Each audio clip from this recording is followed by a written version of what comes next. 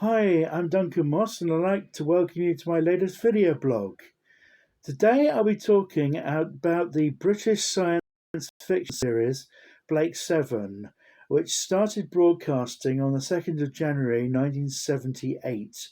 A BBC production. The BBC were um, but felt they really needed another science fiction series. They already got Doctor Who, which was going from strength to strength with Tom Baker playing the Doctor, but they wanted another mainstream science fiction series. And Terry Nation, who had contributed so much to Doctor Who in the past and many other fine fantasy series, he created a new series. It's called Blake 7, and it was a smash hit. Um, I loved it.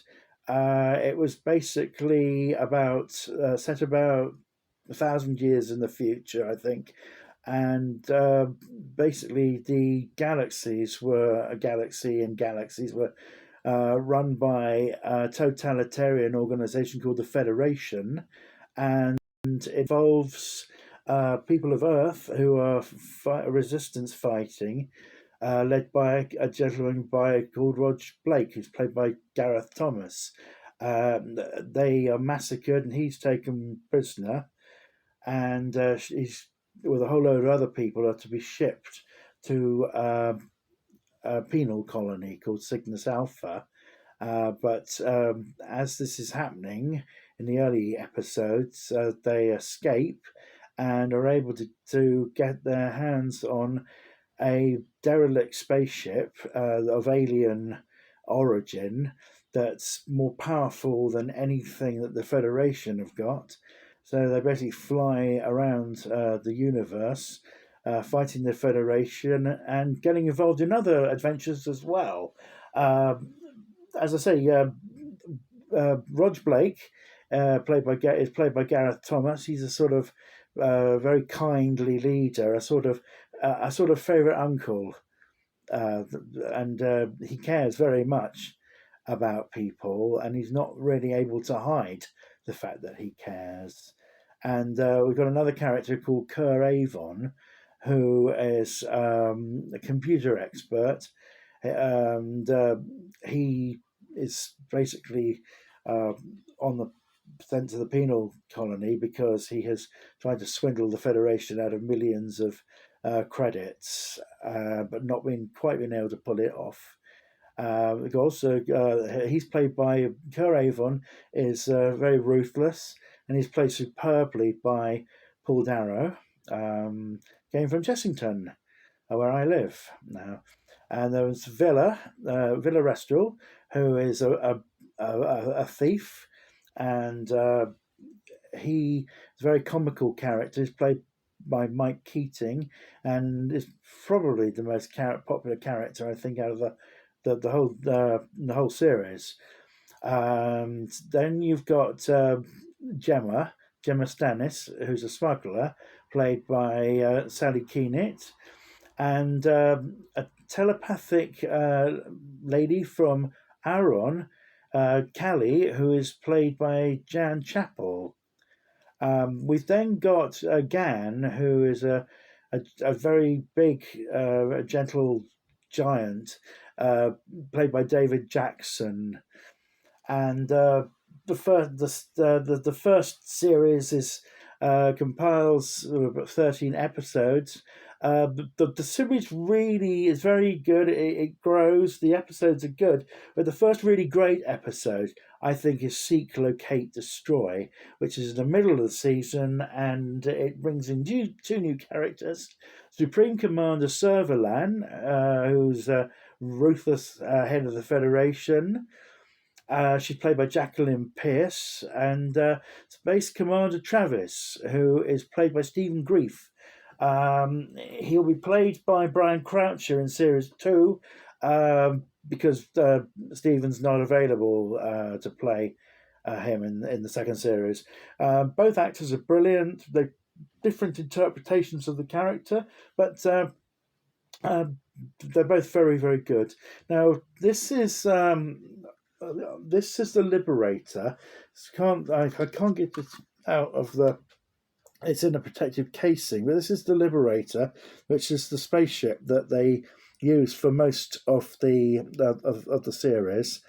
The alien spaceship that can outrun all Federation craft. And in one episode, they actually do meet the aliens who own the craft and accuse them of stealing it. Series 2 involves trying to find Star One, which is the Federation head of the Federation. They believe by knocking it out, they can topple the Federation, but they don't know where it is, and they spend episodes trying to find it. And at the end of series 2, Blake and Gemma are written out of the series. They neither of them wanted to carry on. Gareth Thomas and Sally Keenett, and I think they might have been planning to return later, but they were out of it for the moment, causing Terry Wogan to start the Bring Blake and Gemma Back Appreciation Society on his radio show. I've forgotten to talk about the computers. The flight computer, the Liberator, is called Zen, and then there's a master computer called Aurak, who comes a little later in, and there's also Slave, another flight computer with an inferiority complex.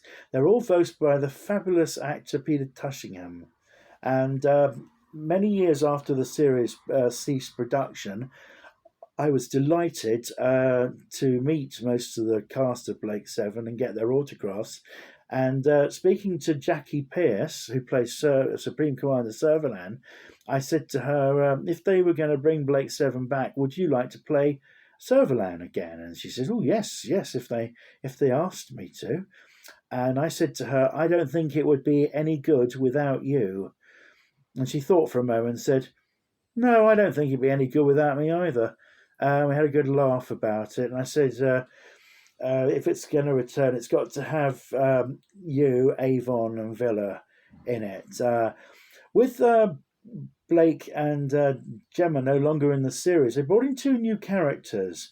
Dana Mellenby, who's played by Josette Simon, the only cast member of Blake 7 to have been awarded the MBE for her humanitarian work.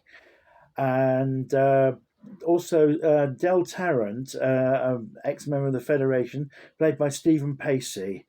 And they soon settle in into the program, and are very great characters. And yes, and the series will go. It was supposed to end at series 39, but the fans wanted more. A very downbeat episode. The number at the end of the 3rd series, but we had a 4th series, and that brought in a new character called Sulin, played by Glynis Barber, and the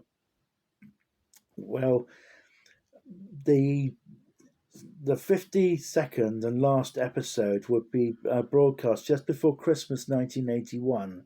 And the show had a massive fan base, and a lot of them being very young viewers.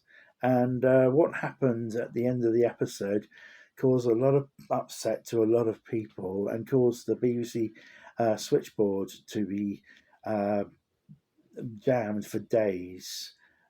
People demanding another series. There was a Blake 7 comic in 1981 that went on until 1983.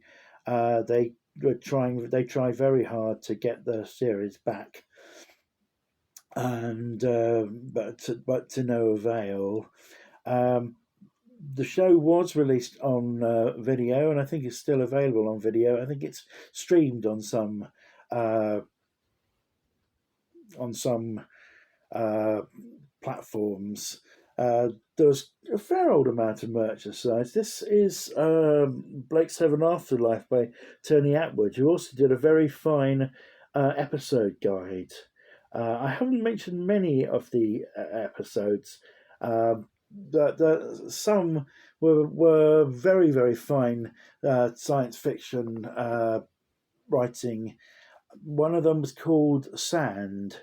It was about a basically very, very creepy episode that and we've got here a Star One compendium. Star One was, I think, was a Canadian fanzine. This is some of the best articles from the fanzine. And then there is a non-profit making. They've done, I think, 2 of these.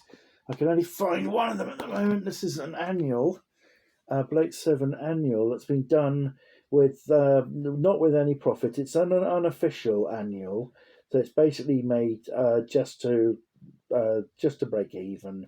But it's full of wonderful articles, and some of the cast members contribute contribute to it, and the short stories by fans.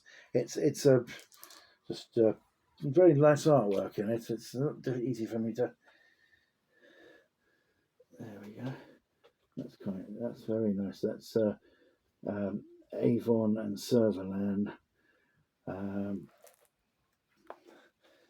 The music was written by Dudley Simpson, who wrote loads of fabulous TV themes. I didn't realize he wrote for the Brothers the theme tune, and that's not a science fiction series, but he also wrote the theme tune for the Tomorrow People. He arranged, I think, the Doctor Who theme, and also did the theme music for Survivors as well. And the Big Finish started to have a go at rebooting Blake Seven with new actors playing the characters, but then they shelved that and started to make episodes using the original cast. And there's a section in the second series between, I think it's series episode 5 and episode, I think, 8, where they've gone and crammed in, but say, another 26 stories within that framework of where the series was at. One of the great things about the series, although there are wrenches, there are characters that I love who leave for various reasons. Things don't always work out for them. Sometimes there's one episode where they risk their lives, and it turns out for nothing, but at least they're still alive, and they can teleport from a ship to another planet with a teleport bracelet, and the series still has a tremendous following after 46 years, and this will be this will be number of years, for over 40 years since the series stopped broadcasting in its original format. I still think it'd be nice if they brought it back with new actors playing and rebooted it. I think it would work. And if you've never seen Blake Seven, I didn't want to spoil plot, but by giving you loads and loads of the plot. I just want you to enjoy them the first time around, the way we all did as fans. So I've probably forgotten to get. There were some wonderful guest stars in the series: Julian Glover, Roy Kinnear, John Saverdon, who's Fred Elliott in Coronation Street, Linda Bellingham of Oxo advert fame, and Cy Grant, who played Dana's father, himself a very interesting actor and qualified lawyer, first black officer in the RAF. and he's also the voice of Lieutenant Green and Captain Scarlet and the Mysterons. And he puts in a fantastic performance, even though he's only in it for one episode. So do check out Blake 7. It really is worth it. There was going to be a massive amount of merchandise when the series came out, but sadly, that a lot of the things didn't reach the production line for reasons that I don't know. But Blue Peter did show you how to make both the teleport bracelets that were in the series. It sold well all around the world, and made stars out of. Michael Keaton had just been in Doctor Who: The Sun Makers, so went straight into Blake 7, and I think he also did Stork SB commercial, and been in guest in he's vicar in EastEnders, and yeah, do check Blake 7 out. I probably haven't done a particularly good review of it, but the fact that so many people love it should interest people who haven't actually seen it, young prospective fans. So if you enjoyed this, please do subscribe to my video channel, click the like button, or share this with a friend, and I'll see you all soon. God bless.